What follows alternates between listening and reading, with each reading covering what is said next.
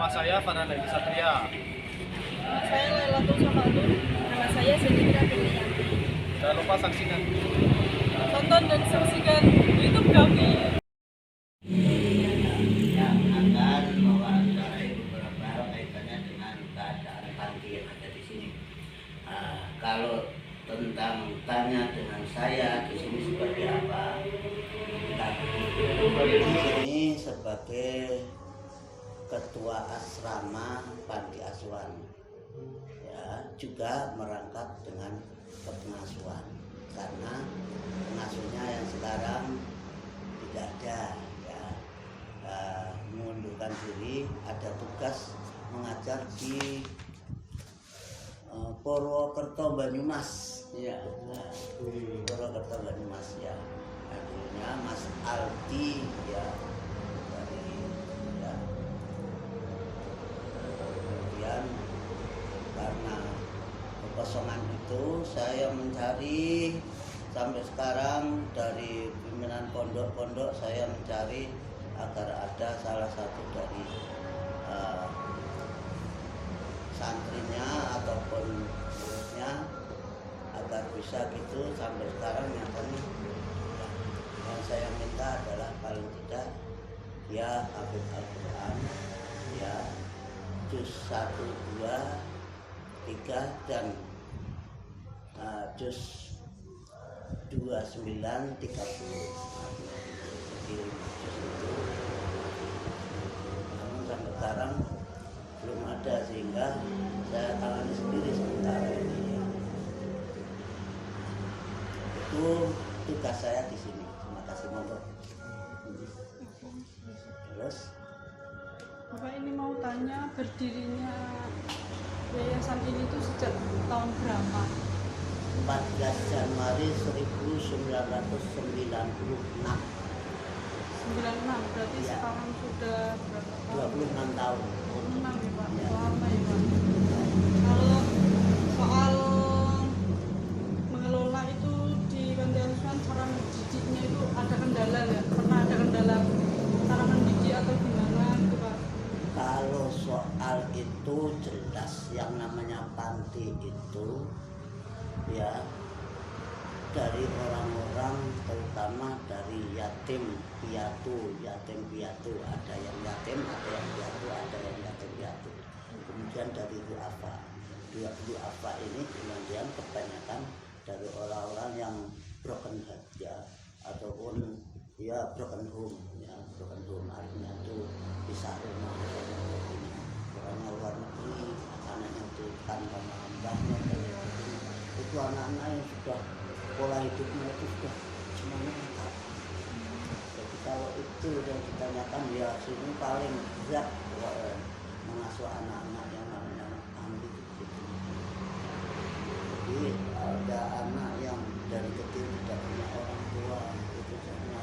Jadi dia kan tidak fokus dalam kehidupannya siapa orang tua saya sebenarnya ada. Juga ada yang gitu, ada yang anak-anak dari itu bukan itu tengkaran keluarga, adik-adik dan sebagainya. Suaminya lepas tanggung jawab, istrinya mencari nafkah, anaknya berikan, juga kirimi dari orang tua. Karena yang di sini ini tidak semuanya kecil, jadi yang sudah dewasa, iya, ada yang sudah masuk SMA baru ke sini, ada yang masuk SMP baru ke sini. Jadi kan tidak semuanya dari anak kelas, ya anak itu, iya, itu begitu. Kemudian anak yang masih kecil pun karena hidupnya itu tidak dari orang tua, dititipkan orang lain, itu banyak.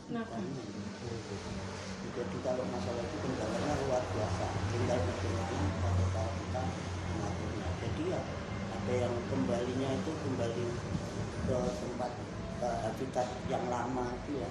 Jadi ini jadi kalau di sini nanti kalau kamu itu mau pulang dari sini itu mau jadi apa? Pengemis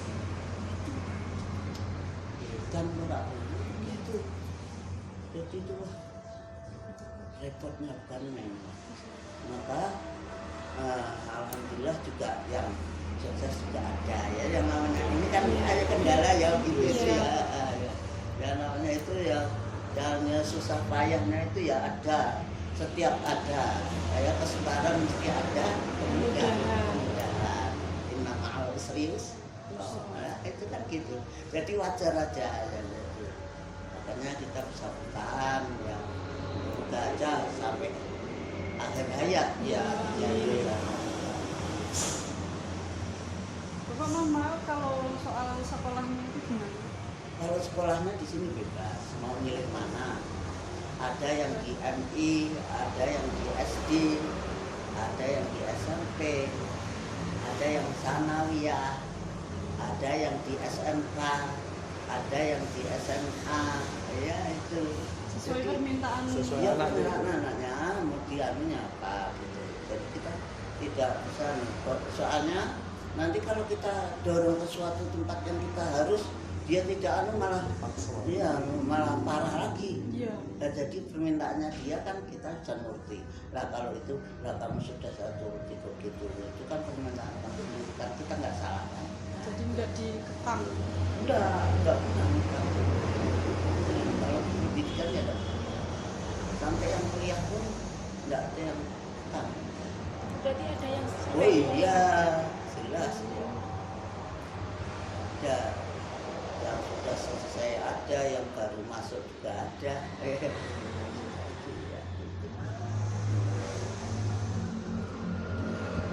Di sini ini sampai kuliah.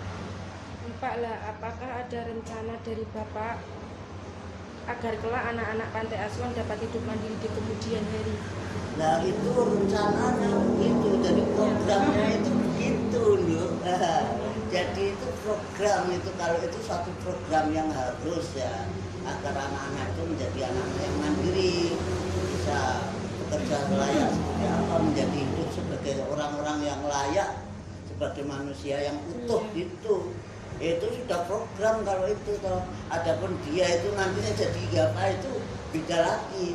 Tapi kalau programnya gitu lah, gitu buat apa kita masuk itu kalau enggak untuk menjadikan anak-anak menjadi banding, jadi orang-orang ya, orang terhormat itu kan gitu.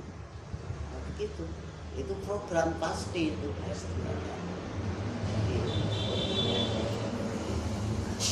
Jadi hak hidup anak, hak tumbuh kembang anak, hak partisipasi anak itu mesti ada. Dan berprestasi dan berakhlak mulia.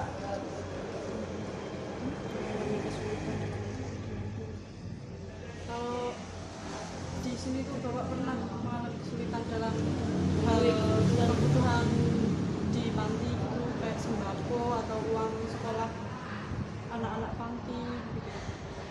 Alhamdulillah Bu, alhamdulillah sampai saat ini ya, kita belum kerepotan tentang masalah sembako dan juga masalah biaya anak-anak. Jadi semua itu biaya itu dari para donatur ya, dan alhamdulillah cukup untuk baik itu dari alat peralatan sekolahnya, majikannya, baik itu seragamnya, baik itu sangunya, dan mulai dari nol ya, dari anak-anak ya MI kelas 1 sampai yang kuliah itu semuanya cukup. Iya, dibiaya sendiri ini ya, dari panti semuanya, nggak ada bantuan dari mana ya, itu bantuannya dari donatur itu ya. Pak lah, apakah pernah ada anak-anak panti asuhan yang merasa sedih saat mengingat orang tuanya dan apa yang Bapak lakukan?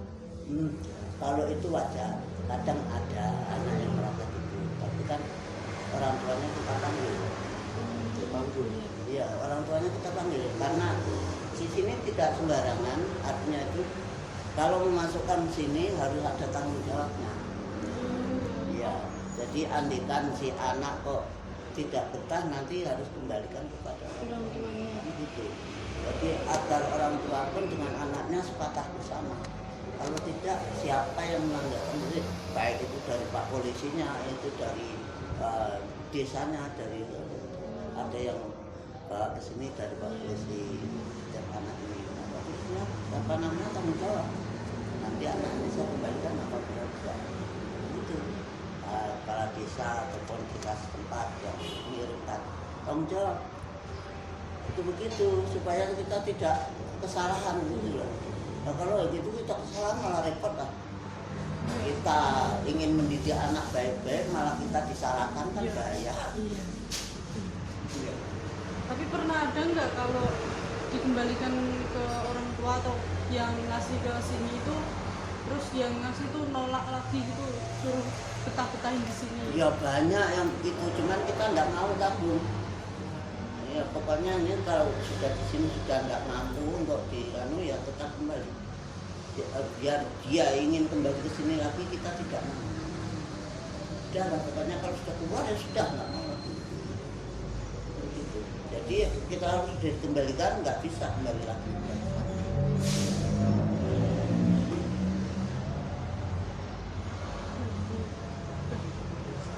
Coba sudah Ya. pertanyaannya. Ya, terima kasih ya. Aku welas no dimas, aku